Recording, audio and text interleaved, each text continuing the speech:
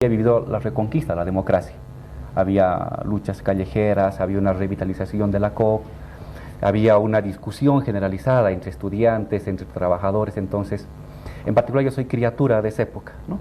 Una época de mucha politización, de un ascenso popular, y eso va a marcar mi trayectoria, ¿no? Pero además no olvides de que el 79 también vamos a vivir directamente, yo me encontraba aquí en La Paz, el primer gran cerco aymara de fin de siglo. Va a ser el cerco de 1979, ante medidas de Lidia Gayler, que Genaro Flores va a encabezar una gran movilización de la Confederación, y entonces eso va a ser también para mí muy impactante, ¿no? Que va a marcar un poco mi trayectoria intelectual durante estos otros siguientes 20 años. Pero entonces están los dos niveles, el compromiso social, la efervescencia política, el ambiente de discusión y de politización colectiva en Bolivia, y por otra parte este refugio en la abstracción que nos proporcionó la carrera de matemáticas, ¿no? Esas fueron tus primeras aproximaciones al movimiento indígena. ¿Cómo fue la cosa? Sí, el cerco del 79 para mí fue muy impactante. Yo estudiaba en Cochabamba, pero vine acá a pasar un tiempo con unos familiares, justamente el fin de año. Y me tocó ver el cerco, ver la dimensión que fue adquiriendo ello, el miedo que despertó en las clases medias y en las clases altas, el racismo exacerbado que provocó como respuesta de los adinerados de esta sociedad.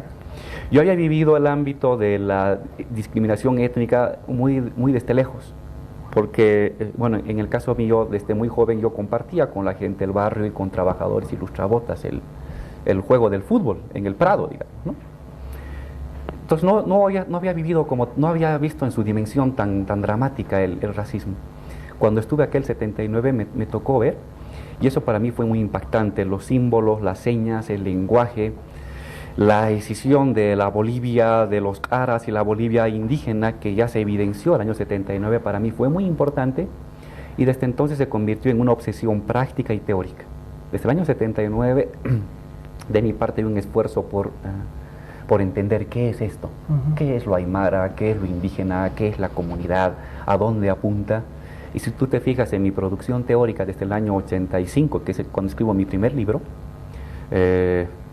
lo indígena, lo aymara, lo comunal va a ser una obsesión, y lo sigue siendo hasta estos días, ¿no? Perdón. Que en Bolivia no ha habido izquierda, a excepción de las obras de Zabaleta. En Bolivia toda la izquierda ha sido nacionalista. Entonces, un esfuerzo permanente mío de este colegio, que es cuando me acerco a la lectura y a ver de cerca las luchas sociales, es conocer el marxismo. Entonces, lo primero que encuentro es de que toda la izquierda se había movido bajo un marxismo de manual, de receta. Si todos eran marxistas porque se habían leído a Afanasiev, Konstantinov, el manual de economía política, y te recitaban como abecedario, ¿no? Y eso yo lo vi como una tremenda deficiencia en la izquierda. Por eso es que nunca voy a militar en un grupo de izquierda oficial. Y cuando regreso de México, junto con otros compañeros y compañeras, vamos a formar otro grupo, ¿no? Pero entonces sí reivindicamos y sí sigo reivindicando un marxismo, pero no el marxismo de esta izquierda anquilosada, sino un marxismo crítico frente a la realidad, que permanentemente busca las condiciones de posibilidad de superar el orden existente a partir de las propias características del orden existente. Y veo a la izquierda hasta la actualidad, ¿no? Como una izquierda decadente y compuesta por fieles, no por investigadores ni por luchadores, sino meramente por fieles. Y de ahí gran parte de los fracasos. Entonces esa es una corriente, el marxismo. Y la otra corriente, yo creo que para el grupo, para los compañeros y en particular para mí, es la corriente del indianismo-catarismo. A través del indianismo-catarismo que emergió en los años 70, yo pude aprender a conocer la parte oculta del país, su parte sustancial, la auténtica, la verdadera, la de más fuerza. Pero además esa parte me permitió a mí poderme conocer, involucrarme en la vida de las mismas comunidades y intentar teorizar, reflexionar sobre sus potencialidades políticas. Entonces yo vería esos dos grandes flujos, un marxismo anclado en los clásicos, en Marx, en una lectura sistemática de Marx especialmente, y un indianismo catarismo resultante de las luchas indígenas campesinas en este país que han enriquecido toda mi concepción teórica. Yo ubicaría al EGTK como la culminación de una gran oleada del movimiento indígena campesino que nace en los años 70. Primero a nivel cultural, radial, deportivo, sindical, político electoral.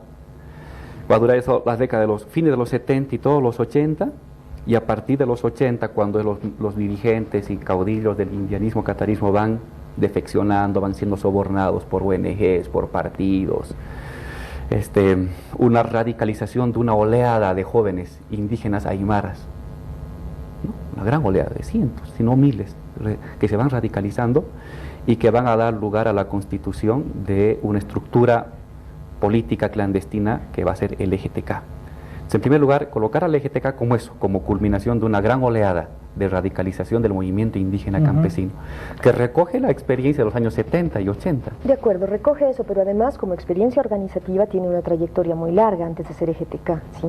Desde el año 84 que nosotros empezamos a trabajar en Bolivia. Trabajamos en dos líneas muy claras, ¿no? Por un lado en las minas y por otro lado a partir de una cierta vinculación con los grupos que venían del MITCA, que se habían escindido del MITCA en términos electorales, se consolidan dos grandes bloques, que era lo que se llamó la Ofensiva Roja, ¿no? Entonces, la Ofensiva Roja era un grupo muy interesante, era un grupo de discusión política, era un grupo de propaganda política, y era un grupo que tenía presencia pública en eventos amplios a nivel sindical, a nivel de masas, ¿no? Y trabajaba muchísimo en difusión de ideas, ¿no? Entonces fueron varios años, 5 o 6 años de trabajo muy arduo, tanto en minas, aunque eso se erosiona después del 21060 por todo lo que es la relocalización y demás, y un trabajo como Ofensiva Roja de Ayllus Tupac cataristas y después Ayllus rojos, ¿no? En términos de boletines, de libros, de textos, etcétera, que iban de alguna manera influyendo y produciendo pensamiento y resignificando experiencias que habían sido tenidas antes, ¿no? Entonces, un trabajo previo, te digo, de difusión y organizativo también muy amplio, previo al EGTK. Sí, entonces yo ubicaría, digamos así, para un poco corregir lo que decías, el EGTK no fue ni básica ni fundamentalmente una organización militar. La parte armada, clandestina, fue un elemento, pero en medio de otra serie de actividades. Cuando uno se refiere al EGTK tiene que hablar de actividades de participación en los congresos públicos, abiertos, congresos campesinos, congresos mineros, congresos de la COP, elaboración de textos, de documentos, miles de folletos, decenas de libros. En esa época Raquel escribió 2 libros, Felipe escribió 2 libros, yo escribí 2 o 3 libros, otros compañeros escribieron 1 o 2. También es, digamos, es una estructura de elaboración de texto, de teoría y de difusión de documentos. El EGTK también es una estructura de propaganda y de actividad sindical en el campo. La inmensa mayoría de los activistas del EGTK van a ser compañeros que van a recorrer las comunidades haciendo cursillos. ¿Cuándo surge la relación con Felipe Quispe Huanca? Muy temprano, en el año 84 mismo. Sí, el año 84 muy temprano. Él provenía de la experiencia del MITCA, con un grupo de compañeros extraordinarios, compañeros. Sí, una elección previa, ¿no? Sí, en los fines de los 70. Y es a partir de él que nosotros vamos a podernos acercar más a las comunidades, ¿no? Yo creo que va a ser un aprendizaje mutuo. Sí. Él se va a incorporar al trabajo obrero y minero que teníamos abierto nosotros desde los años 83. Y, por ejemplo, es un compañero que ha participado en la Marcha por la Vida con los mineros. Es un compañero que ha dado cursos en las minas. Siglo XX, Catavi, Bolívar, Caracoles, cargando su video y sus folletos para dar con otros compañeros cursos de sindicalismo. Y cuando hay un debilitamiento del movimiento minero por el 21060, él es más bien el que nos va a llevar a las comunidades. Con él vamos a comenzar a transitar por las comunidades que él las conocía muy bien.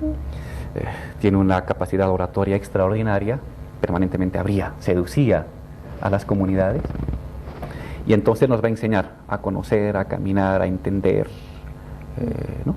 Este mundo, el mundo indígena campesino aymara, y luego él también va a desplazarse con otros compañeros a otras zonas del país, ¿no? Sucre, Potosí, Cochabamba, Santa Cruz. Es decir, que se estaba, digamos, de alguna forma preparando el momento para organizar la guerrilla. Es que lo veíamos más bien, bueno, lo veíamos más bien como una especie de preparación para un levantamiento general, ¿sí? O sea, sentíamos que no era posible que continuaran perviviendo esas estructuras de opresión colonial, esas formas de extracción de excedentes. ¿Qué tipo de levantamiento? Entonces, lo que nos imaginábamos de alguna manera era que a través de esta red de politización tan general en términos de difusión y demás y de organización que te hemos hablado, podíamos en algún momento tener un levantamiento general, ¿sí? Un poco así. ¿Marchas, huelgas? No. Un levantamiento de las comunidades donde se tomara el territorio, digámoslo así, ¿no? Y se construyera, se desconociera el otro poder. Si Pero para tomar el territorio hay que tener exacto, armas. exacto. ¿no? Si tú quieres, nuestro modelo era Tupac Katari y Zárate Vilca. Nunca habíamos imaginado, ni imaginamos un grupo de compañeros bien intencionados que van a organizar a la gente para arrastrarla detrás de un ejército. No. Nuestro modelo de acción política indígena era un levantamiento, una gran sublevación indígena de comunidades, hombres, mujeres, abuelos, niños, ¿no? Que asumen el control territorial, toman el poder local, extienden sus redes a nivel departamental, cercan la ciudad, toman el poder, apoyados con movimiento obrero, movimiento popular organizado, ¿no? Esa siempre fue nuestra intención. Y entonces el EGTK, como estructura cerrada, lo que hacía no era conducir a esta movilización, sino era reforzar, preparar, promover, difundir la necesidad de la rebelión, la posibilidad de que en este mundo quienes tomaran el poder y ejercieran el poder político fueran los propios comunarios y comunarias a través de sus propias estructuras organizativas, sindicatos, AILUS, ¿no?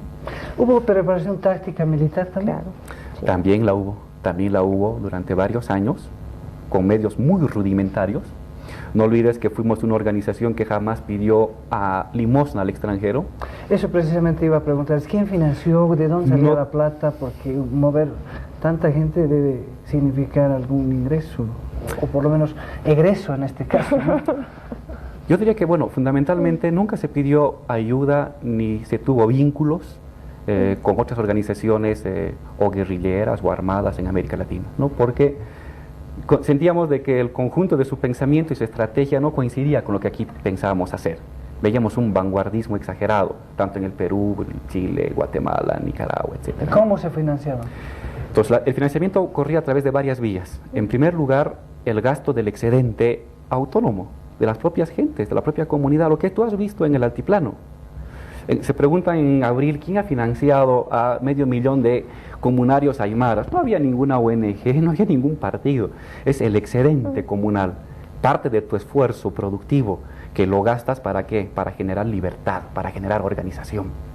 El excedente, por lo general, se puede usar para las fiestas, para las celebraciones, para los rituales, pero también se puede usar para generar organización, para generar solidaridad o para generar lucha.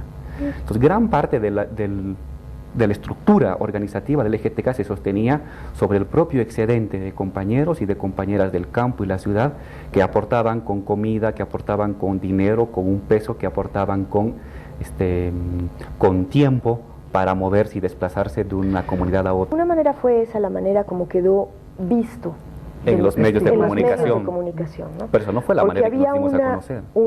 una serie de actividades mucho más de base, mucho más importantes quizá, que no trascendían al nivel de lo público, ¿no? Y pongo los ejemplos. La movilización de los comunarios de Río Abajo contra el cólera, una acción de masas, sin dinamita, sin piedras, movilización de comunidades para presionar al gobierno, atención. La movilización y los bloqueos que hubo el año 90-91 contra la reforma educativa y que fue reprimida violentamente por los regimientos de Chua. Pero yo se te ubicaba al principio, el EGTK fue una estructura ante todo política y cultural, y la parte militarizada fue una pequeña parte, pero la parte más visible, claro, y la parte más estigmatizada por los medios de comunicación.